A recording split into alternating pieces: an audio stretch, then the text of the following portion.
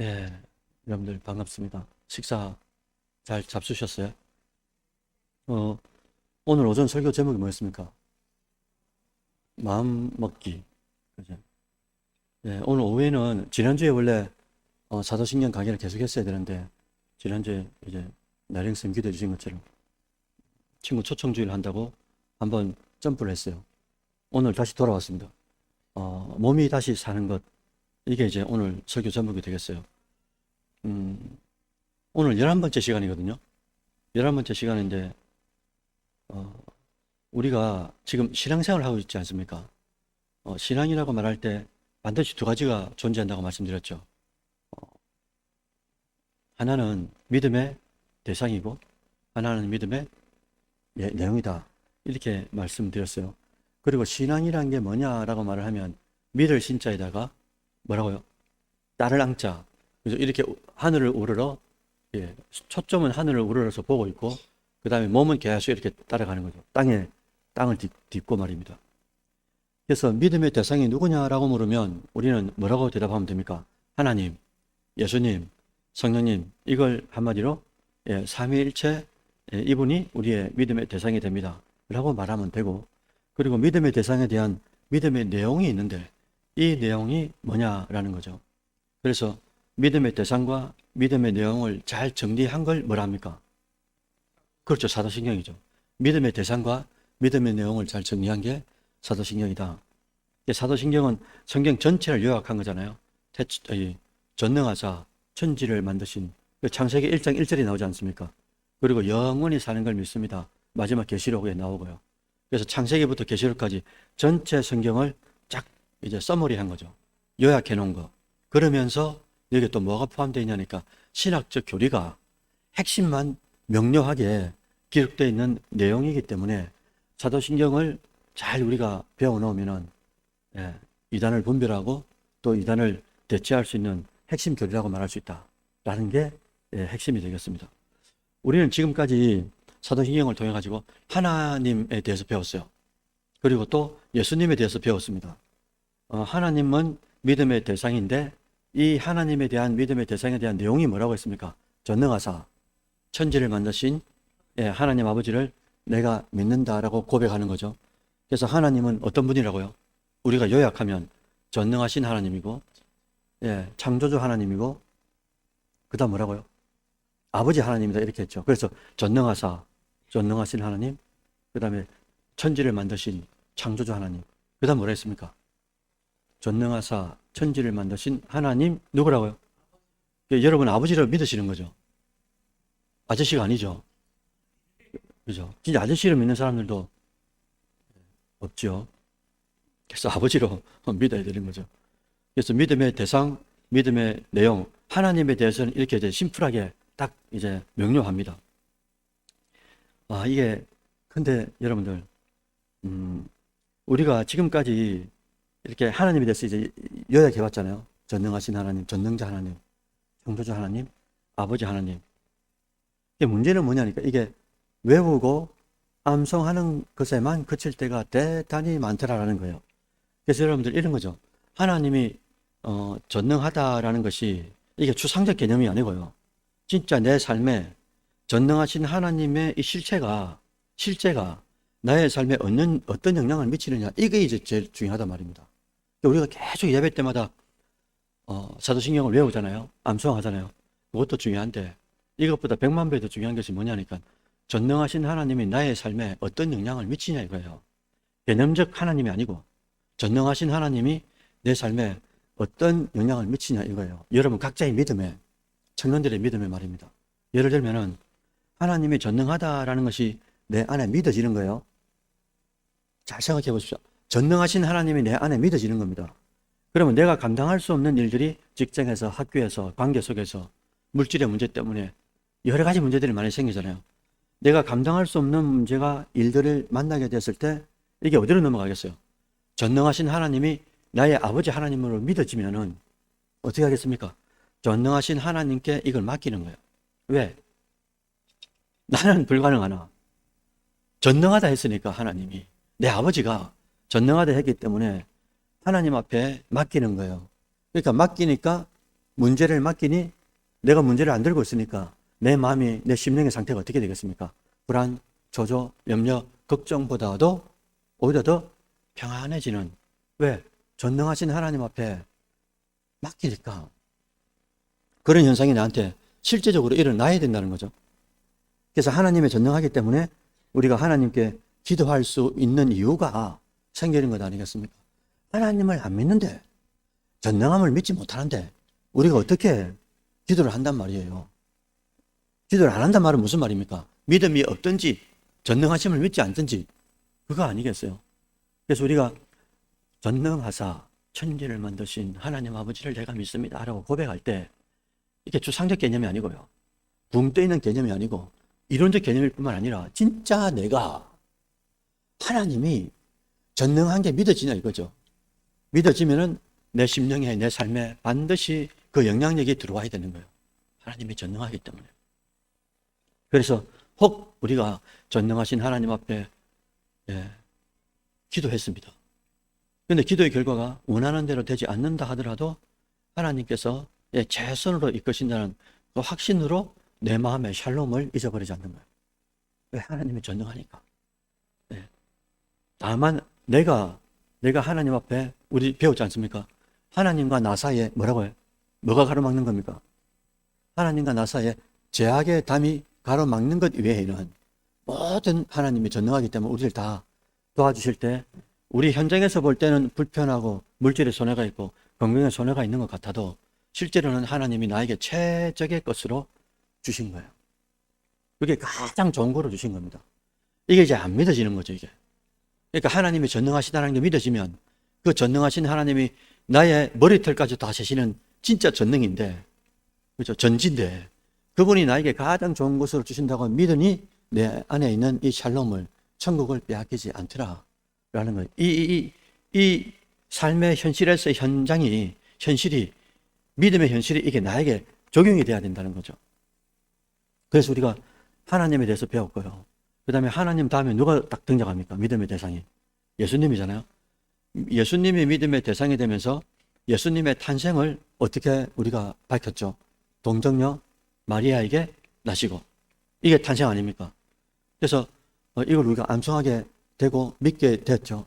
그 이후에 예수님의 죽음이 나오죠. 본디오 빌라도에게 고난을 받으사 십자가에 못 박혀 죽으시고, 그 다음에 3일 만에 부활하시고, 그 다음에 하늘에 오르사 승천하시고, 그 다음에 저리로서 산자와 죽은 자를 심판하러 오신다. 재림을 이제 우리가 믿는다고 신앙 고백할 때마다 고백하잖아요. 그리고 이제 성령으로 넘어오죠.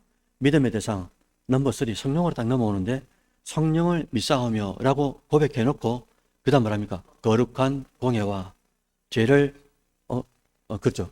성도가 서로 성령 안에서 교통하는 것, 그 다음에 성령을 통하여 죄를 사함 받는 것, 그리고 몸이 다시 사는 것, 그 다음 마지막이 뭡니까? 영원히 사는 것을, 성령을 통하여 주관하시는 것을 믿습니다. 이렇게 성령에 대한 믿음의 대상을 잡고 성령께서 주시는 이 믿음에 대한 내용들을 우리가 조목조목 이제 읊조려 가면서 고백을 하게 되잖아요. 그 중에 오늘은 뭐라고요? 오늘은 몸이 다시 사는 것. 이걸 한 단어로 뭐라 하면 됩니까? 그렇죠. 부활이죠. 그죠? 부활. 한 단어로 부활이죠. 부자가 무슨 부자죠? 다시 살은요? 살활. 다시 산다. 뭐가 다시 산단 말입니까?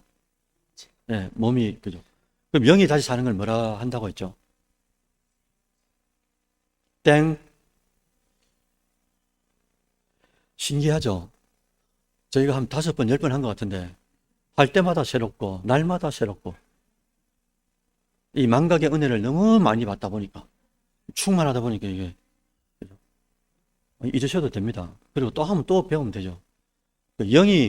죽었던 영이 살아나는 건 중생이라고 그러죠. 중생. 이걸 우리나라 한글로 바꾸면 뭐가 됩니까?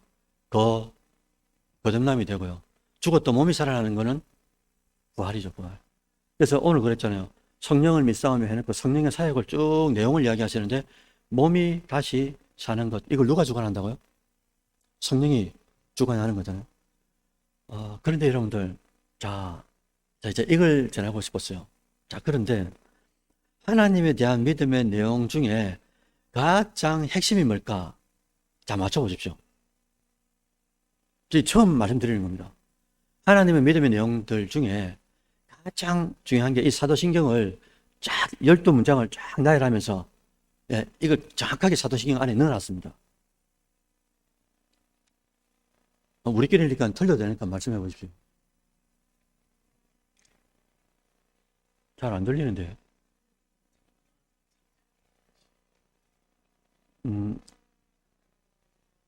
하나님에 대한 믿음의 내용 중에 핵심이 뭐냐면요. 전능하다라는 겁니다. 그걸 어떻게 확인할 수가 있을까요? 여러분, 그래서 사도신경에 하나님에 대한 믿음의 내용 중에 2번 등장하는 게 있습니다. 전능이에요. 어디서 2번 등장합니까? 한 번은 하나님에 대한 믿음의 내용을 이야기할 때 전능하사 천지를 만드신 하나님 아버지를 내가 믿습니다. 고백했죠. 그 다음에 저 뒤에 가보면은 뭐 나옵니까?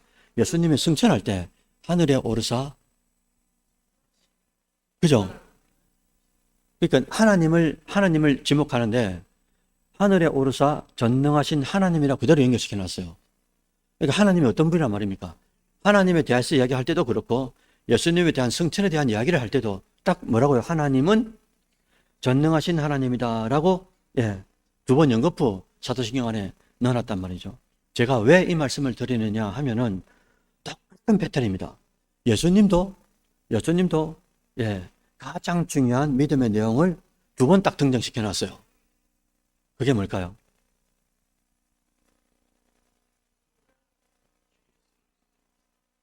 오늘 2번 틀렸어요. 오늘 설교 제목이 뭐랬습니까? 몸이 다시 사는 거죠. 이거 어디서 했지 않습니까? 그래서 예수님의 탄생, 죽음, 부활, 승천, 재림할 때 예수님께서 탄생, 죽음, 부활 한번 보십시오. 어떻게 되면 본디오 빌라도에게 고난을 받자 십자가에 못 박혀 죽으시고 그 다음에 장사한 지 사흘 만에 그 다음 뭐라고요? 그래서 다시 산다. 이걸 뭐랍니까? 한자로 부활이라 했잖아요. 여러분, 예수님에 대해서도 이야기할 때 딱 2번 딱 등장합니다. 그 내용이 뭐냐니까 부활입니다. 부활. 하나님에 대해서 내용을 이야기할 때는요, 몇 가지가 있어요. 근데 그 중에 핵심 중에 핵심이 전능하다는 겁니다. 우리하고 완전 차원이, 디멘션이 완전 다른 거예요. 차원이 달라요. 전능하시기 때문에 하나님이 되는 거예요. 근데 예수님에 대해서도 이야기를 딱 할 때 예수님에 대한 믿음의 내용을 말씀해 놓고 예수님에 대해서 그 다음 믿음의 내용을 이야기해 놓고 그 다음 성령으로 넘어왔는데 성령에서도 뭘 이야기하냐니까 뭐라고요? 몸이 다시 사는 것을 말씀하신 거예요. 이게 누가 하는 겁니까? 성령이 작업하시는 건데 이걸 부활이라 그러잖아요. 근데 우리의 믿음의 내용 중에 가장 핵심 중에 핵심이 탄생, 죽음, 부활, 승천, 재림, 독수리 오행자라고 말씀드렸잖아요. 근데 이 5개 중에 가장 중요한 게 또 뭐라고요? 탄생, 죽음, 부활, 승천, 재림인데 이 중에서 핵심이 죽음과 부활이죠. 근데 이 죽음과 부활 이 둘 중에 시소 게임을 하면 뭐가 더 중요하냐라고 말하면 신대원의 대학교 교수님들이 뭐라고 가르치는 겁니까? 죽음과 부활 중에 뭐가 더 중요하다고요? 왜 그렇다고요? 왜 부활이 더 무게중심이 되냐? 이거죠. 왜 그러냐면은 여러분, 부활이 무슨 말이라고요? 다시 산단 말은 그 전제가 무슨 말입니까? 죽었잖아요. 그러니까 부활이라는 말 안에 뭐가 포함되어 있단 말입니까? 예수님의 죽으심이 이미 이 안에 부분 집합으로 들어가 있단 말이에요. 부활 안에. 그래서 죽음과 부활 중에서도 부활이 어째 보면 더 중요하다.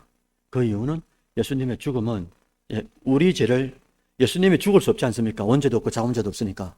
원죄는 성령으로 잉태할 수 없는 거고 자범죄는 신성으로 인성을 다스리잖아요. 신성으로, 신적 속성으로 인간의 몸을 다스리지 않습니까? 예수님께서 2가지를 다 갖고 있으니까, 본성이.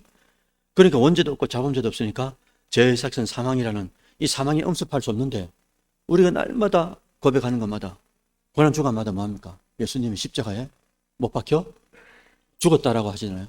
어떻게 죽을 수 있냐 이거죠. 죽을 수 있는 이유는 실제로 내 죄를, 태환의 죄를 실제로 주님께서 가져가셔가지고 죄인이 아닌 완벽한 죄인이 되셔서, 그죠? 내 죄를 지으시고, 이걸 뭐랍니까? 내 죄 때문에 죽은 걸 뭐라 하죠? 대속이라 그러죠. 그죠? 대신 바쳐진단 말이잖아요. 예수님께서 우리가 늘 고백하는 것처럼 예수님이 죄인을 위하여 대속하셨다. 이게 구약 때부처럼 어린 양이 죄인들을 위하여 계속 죽어줬지 않습니까? 이건 그림자였고 앞으로서 실체가 있는데 그림자가 어떻게 실체를 비춰요? 실체가 그림자를 만들지 그림자가 어떻게 실체를 만듭니까? 제가 말씀드렸죠. 이렇게 빛이 있으면 전부 다 그림자를 만들잖아요. 이게 연하든 진하든 간에 실체가 있어야 그림자가 있는 거예요. 성경은 역으로 갑니다. 그림자를 먼저 보여주고 실체가 있다고 예언하는 거예요. 근데 실체가 실제로 오셨고, 그렇죠? 이 그림자는 이제는 필요가 없으니 주님께서 완전한 제사장이 되시고 완전한 죄인이 되시고 완전한 제물이 되셔가지고 한 번으로 완전한 제사를 드려버리게 된 거죠. 그래서 하나님께서 이걸 흠량하시고 이제는 다시금 뭡니까? 짐승을 잡아가지고, 그죠? 짐승한테 안수해가지고. 원래는 짐승한테 우리가 안수를 한다고 이 짐승이 인간의 죄를 살 수가 없잖아요. 어떻게 짐승이 인간의 죄를 사한단 말입니까? 그러나 하나님께서 그 시간 동안 실체가 오기 전까지는 그렇게 하겠다라고 약속을 해주셨기 때문에 이 언약의 약속을 믿고 짐승을 잡아서 안수해서 제사장한테 이제 이렇게 고백을 하는 거잖아요. 다시 말씀드리지만은 예수님의 십자가의 죽음은 여러분들 우리 죄를 위해 죽은 거예요. 그러니까 우리 죄를 가져가신 것에 대한 증거가 되는 겁니다. 예수님의 십자가의 죽음은. 근데 예수님의 부활은 제가 여러분 만나가지고 죽을 때까지 제가 여러분하고 같이 이렇게 설교로 말씀으로 대면하면서 가장 중요한 게 뭐냐라고 저한테 말하면 마지막 제가 잠드는 순간에 마지막 죽는 순간에도 이걸 말할 겁니다. 예수님의 죽음은 내 죄를 가져가셨다는 것에 대한 증거요. 예수님의 부활은 가져가신 죄에 대하여 어떻게 하셨다고요? 완전히 다 사했다는 증거죠. 그러니 죽음의 감옥에서 예수님의 죽음의 감옥에서 나오셔서 부활하셨단 말은 무슨 말입니까? 나의 죄값을 우리 권사님, 집사님, 우리 청년들의 죄값을 다 죄값을 다 지불하신 거잖아요. 그러니까 감옥에서 나오는 거 아닙니까? 이게 부활하신 거죠. 그죠? 이게 우리가 룻기서 봤지만 룻기서에서는 뭐라고요? 이걸 기어 물을 자. 이걸 무슨 사상이라 했습니까?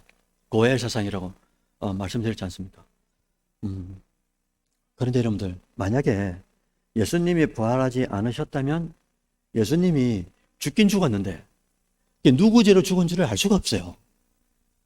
맞잖아요. 예수님이 부활하지 않으면요. 예수님이 죽었다는 것만 있으면 예수님이 계속 죽음 속에 있어야 됩니다. 그런데 이분이 누구 죄로 죽은지를 증명이 안 된다니까요. 자기 죄로 죽었는지 남의 죄로 죽었는지 손주 죄로 죽었는지 알 수가 없어요.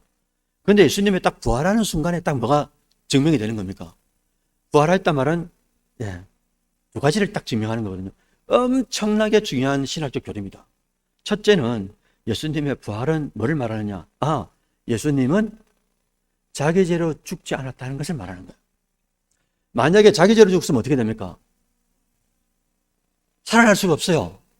자기 죄로 죽으면 죽음 그 가운데 계속 있어야 되는 겁니다. 그런데 예수님은 자기 죄로 죽은 게 아니기 때문에 대속에서 죽은 거기 때문에 의의 죽음이 되는 거죠. 하나님이 그걸 감안한단 말입니다. 그리고 죄값을 스스로가 다 어떻게 합니까? 다 죄를 사할 수 있는 권능이 누구한테만 있다고 하셨어요? 죄를 사할 수 있는 권능이 누구한테만 있는 겁니까? 육체로 신 하나님, 그분에게만 있다는 거죠.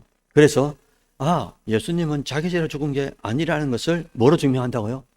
부활로 증명한다는 거예요. 그래서 자기 죄로 죽었다면 어떻게 희어날 수 있냐 말입니다.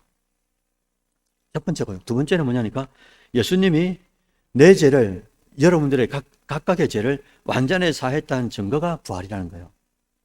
내 죄를 가져가셔서 죽을 수 있게 됐고 그리고 내 죄를 다 사했기 때문에 죽음의 감옥에서 나오게 되었으니까 예수님의 부활은 나의 죄와 여러분들의 죄와 우리의 죄를 완전히 사했다는 놀라운 증거가 된다. 이게 복음 중에 복음이 이제 된다는 거죠. 여러분들 구원에는 세 가지가 있거든요. 구원은 세 가지는 잘 들어놓으셨다가 다음에 후손들한테 좀 가르쳐 주셨으면 좋겠어요. 첫 번째는 과거의 구원이 있습니다. 과거의 구원이 무슨 말이냐? 여러분들 지금 순간에 예수 믿는 사람이 여기 어디 있어요? 과거 어느 시점에 그죠? 예수가 나의 구원자구나 믿어진 적이 있죠. 과거 어느 시점에 예수님이 나의 구원자구나 믿어진 그때 무슨 현상이 일어납니까? 예수를 참 딱 믿는 순간에 무슨 현상이 일어나죠?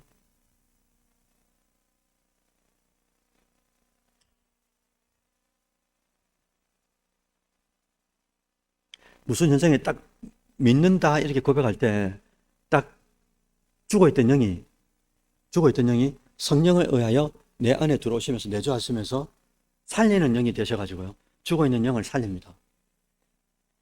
이걸 아까 뭐라 그러신다고요? 중성이라 했고 거듭남이라고 그랬죠. 근데 이걸 신학적 용어로 뭐라 그러냐? 칭이라 그래요. 칭이. 어렵다고 불러준단 말이거든요. 이게 법적 용어고 하나님만이 우리에게 명하시는 거예요. 우리가 스스로 칭의가 되는 게 아니고 하나님이 우리에게 불러주는 거거든요. 어렵다고 칭해 주신다는 거죠. 왜요? 믿음 하나 때문에. 믿음 때문에 과거의 어느 시점에 우리가 예수를 구원자로 딱 믿는 그 순간에 엄청난 일들이 영적으로 많이 일어납니다. 죽어있던 영이 성령이 외부에 계셨던 성령께서 내 안에 들어오시면서 죽어있는 영을 살리고요. 그 순간부터 칭의가 일어나고 그 순간부터 칭의가 일어나는 그 순간부터 성화가 같이 시작되는 거예요. 그런데 이 성화가 언제 끝납니까? 내가 황 집사님이 조건사님이 김건사님이 우리가 딱 죽는 순간에 성화는 끝이 나는 거예요. 그러니까 칭의가 일어나는 거듭나는 그 순간에 칭의가 일어나면서 성화가 시작되고 거룩한 변화가 시작되잖아요. 그리고 성화는 언제 끝납니까? 우리가 죽을 때. 더 이상의 성화의 과정이 없어요. 그런데 가톨릭에서는 어떻게 한다고요? 연옥이라는 걸 만들어가지고 어떻게 한다 했습니까? 중간, 천국과 이 중간 사이에서 이 땅에 사는 후손들이 선행을 베풀고 막 이렇게 하면은 중간에 있는 연옥에서 천국으로 옮겨지는 이런 역사가 있다라고. 있을 수 없는 소설들을 만드니 마틴 루터가 어떻게 합니까? 종교개혁을 일으켜가지고 야 우리가 성경으로 돌아가자 이래가지고 이제 캐치프레이즈를 걸게 된 거죠. 첫 번째 구원은 과거의 구원, 다른 말로 하면 영의 구원, 다른 말로 하면 칭의가 있습니다. 자, 두 번째는 어떤 구원이 있냐니까 현재적 구원이 있어요. 이 현재적 구원이 무슨 말이냐면 영이 거듭난 사람이 있지 않습니까? 과거에 예수를 딱 믿는 순간에 우리가 영이 거듭나죠. 살아나면서 이 거듭난 이 중생한 사람은 그때부터 일상의 삶이 거룩한 삶을 계속 살아가도록 합니다. 이걸 뭐라 그러냐니까 성화라 그래요. 성령에 의하여 내 안에 계신 내주하시는 성령이 나의 삶을 거룩한 변화를 경건의 삶을 살도록 하신다는 거죠. 그게 지금이에요. 지금. 거듭난 거는 과거고 지금은 성령을 통하여 점점 우리가 뭐합니까? 현재 지금 거룩한 삶을 살아가는 거잖아요. 이걸 교수님들마다 조금씩 다른데 혼의 변화라 그래요. 아까 과거의 그 구원은 영의 변화죠. 죽어있던 영이 살아나는 거니까 영이 변화됐죠. 그 다음에 현재 우리의 이 구원은 뭐냐니까 혼의 부활, 다른 말로 말하면 삶의 변화를 말해요. 그러니까 삶의 변화라고 했기 때문에 이거를 성화라고 하는 거예요. 성화. 거룩한 변화를 날마다 지금 이뤄가고 있는 ing다라고 표현하는 거죠. 그 다음에 세 번째 구원이 있는데 이걸 뭐라고 하냐면 미래적 구원이라 그래요. 그런데 이 미래적 구원을 여러분 미래적 구원이 뭐냐니까 오늘 우리 설교 제목이 뭐라고요? 몸이 다시 사는 것 이거죠. 우리가 몸이 다시 사는 게 언제 다시 사는 겁니까? 예수님이 미래의 어느 시점에 재림하실 때죠. 그래서 예수님이 재림하시는 그 순간을 말해 영화라 그러거든요. 영화. 우리가 지금 이 땅에서 살아가는 건 성화고요. 예수님을 딱 믿는 순간에 칭의가 되고요. 지금 살아가는 건 거룩한 변화를 일으키고 마지막 예수님이 딱 임하는 그 찰나, 그 순간을 영화라 그래요. 근데 예수님이 다시 세컨드 커밍이라 그러는데 재림할 때 그때 우리 죽어 있는 몸은 어떻게 합니까? 그래서 아까 오늘 본문에 뭐 했습니까? 42절, 43절, 44절에 계속 육체의 몸과 앞으로 살아날 신령한 몸을 계속 대조하고 있는 거예요. 비교하면서. 그죠? 죽은 거, 이 육체로 심고, 그 다음 계속 뭐라고 말하는 겁니까? 신령한 것으로 다시 산다. 그 말을 이제 계속 하고 있단 말이죠. 그래서 미래적 구원은 몸의 부활을 말하는 건데, 이 몸의 부활은 앞으로 우리 시점에서 미래의 사건이잖아요. 그죠? 예수님이 재림할 때 몸이 부활하는 거니까.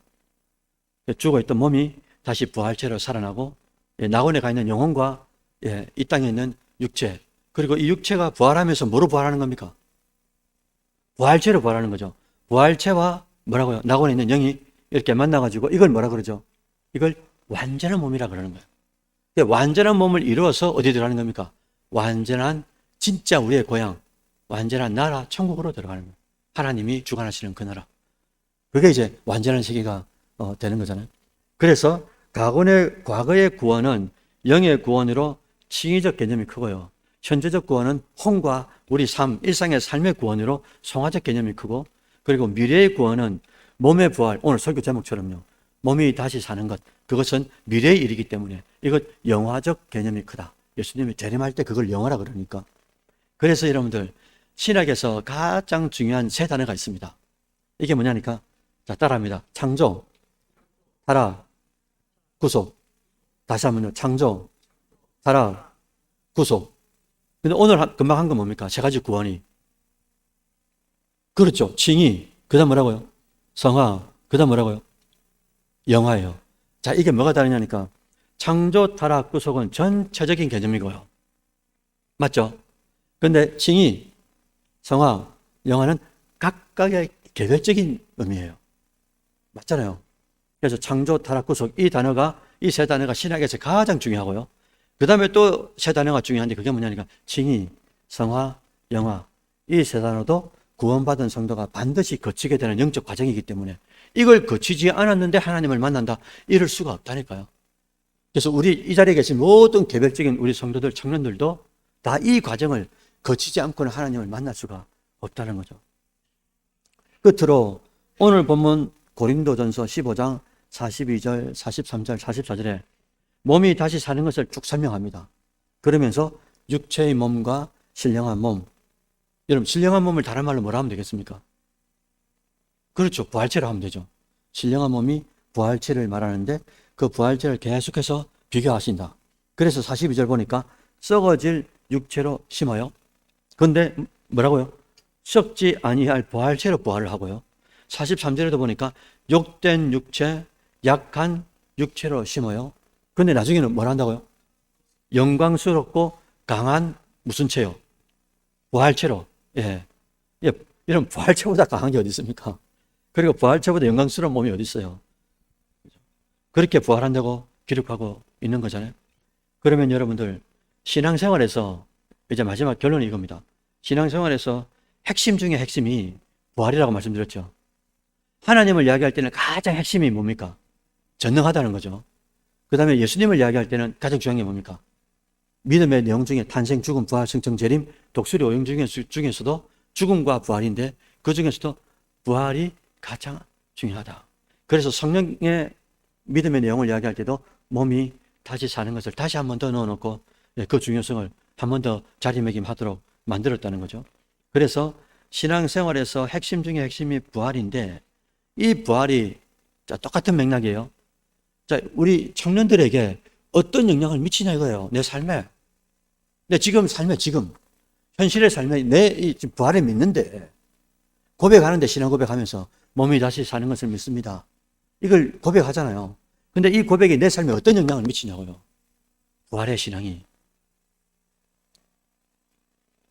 나력쌤 앞에 정한쌤 어떤 영향을 미치는겨?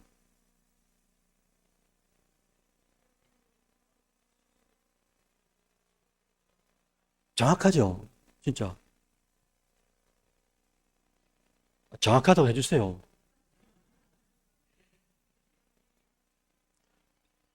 그래서 정한쌤 말씀처럼 요한복음 11장 25절 한번 보실까요? 다 같이 한번 읽어봅니다. 시작. 예수께서 가라사대 나는 부활이요 생명이니 나를 믿는 자는 우리 인간이 가장 두려워하는 게 뭡니까? 진수왕이 뭐 하는 겁니까? 피라미드를 왜 만드는 겁니까? 미라를 왜 만드는 거예요?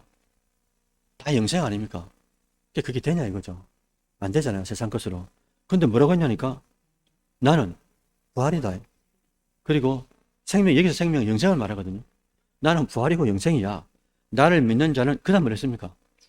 이거는 진짜 너무나 문학적으로도 너무나 아름다운 반어법이거든요.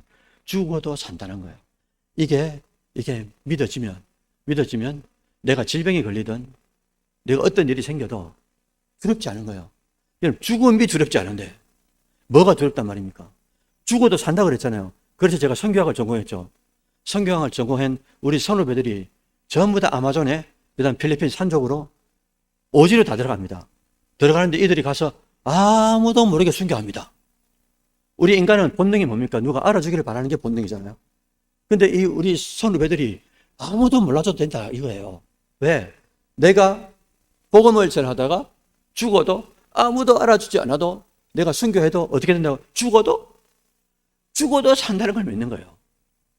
위대한 말입니다. 죽어도 산다는 걸 믿는 거예요. 이게 정확하게 내 안에 들어오면 총칼이 두렵지가 않은 거예요. 그러니까 오히려 초대교회 때도 어떻게 합니까? 성령이 딱 임하고 나는데 부활하신 주님을 만나고 나는데 바로 뛰쳐나가지 않습니까? 그러면 죽이라 이거예요. 로마 병정들이 두렵지 않은 거예요. 왜? 뭐가 들어온 겁니까? 가장 세상 사람들이 사랑하는 이 육체를 내려놓는 거예요.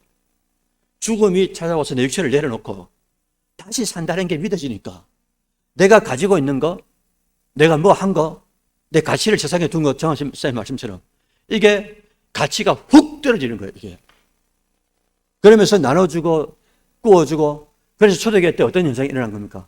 세상에 지위 고하가 사라져 버렸어요. 그러니까 주인이 어떻게 됩니까? 종과 같이 어울리는 겁니다.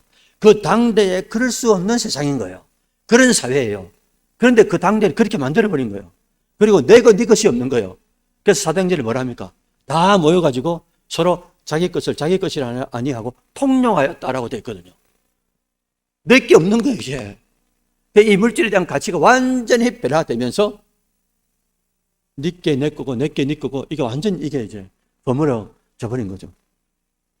그래서 예수님께서 말씀하신 것처럼 죽어도 산다라는 이 부활의 신앙, 이게 들어오게 되면은 인간들이 가장 두려워하는 죽음이라는 걸 오버하게 되니까, 뛰어넘으니까 진짜 담대한 믿음이 생기게 되는 거죠. 다시 말씀드립니다. 부활의 신앙이 딱 들어오니까 담대한 믿음이 생기는 거예요. 담대한 믿음이. 죽음이 두렵지 않은 담대한 믿음. 왜? 죽어도 살기 때문에. 죽어도 사니까. 조금 전에 3일 전에 봤던 예수님이 어떻게 된 겁니까? 죽는 걸 봤는데, 우리 아버지가 지난주에 죽었는데 돌아가셔서 다시 살아난 거예요. 여러분, 이걸 어떻게 우리가 인식하겠습니까? 진짜 세상에서. 있을 수 없는 일이 일어났으니 그게 안 믿어지고 베길 수가 없는 거죠. 두 번째는 부활이 미치는 우리 삶의 영향력이 뭘까? 죽음이 끝이 아니고 죽음 이후에 삶이 있다. 새로운 삶이 있는데, 그 영원한 삶이 있는데 이게 소망으로 훅 들어오는 거예요, 내 안에. 아까는 뭐랬습니까? 부활 때문에 내 안에 담대한 믿음이 생긴다죠. 죽음을 이기는 담대한 믿음이 생기고요. 부활의 신앙이 딱 들어오면 나에게 어떤 현상이 일어나니까 죽음 이후에 죽어도 산다고 했으니까 이 사는 게 어떻게 사는 겁니까? 영원한 천국에서 영원히 사는 거잖아요. 그러니까 이 영원한 생애가 새로운 소망으로 내 안에 쑥 들어오는 거예요. 소망이. 그러니 제 말씀처럼 이 땅에서 조금 더 잘 살고 조금 더 좋은 게 중요한 게 아니고 그 영원한 세계, 영원한 삶이 내 안에 소망으로 들어오니까 다른 가치적 소망들이 쑥 떨어지는 거죠. 이게. 진짜 소망이 내 안에 들어오니까. 그래서 여러분들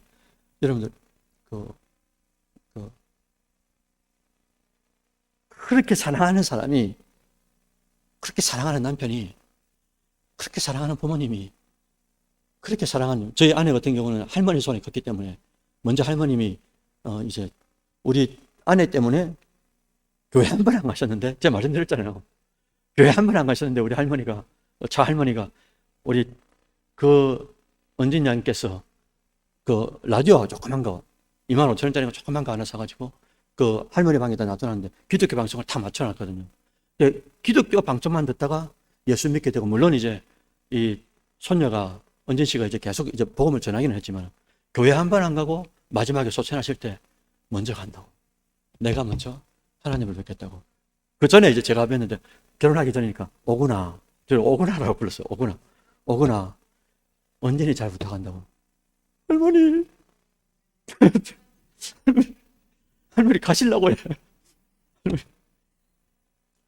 신기하지 않습니까? 그런데 제가 말씀드리고 싶은 게 뭐냐니까, 소망이, 그 우리 아내 같은 경우는 그렇게 그리운 할머니가 보고 싶겠어요? 안 보고 싶겠어요? 그런데 우리는 그 할머니를 볼 수 있습니까? 못 봅니까? 놀라운 기적입니다.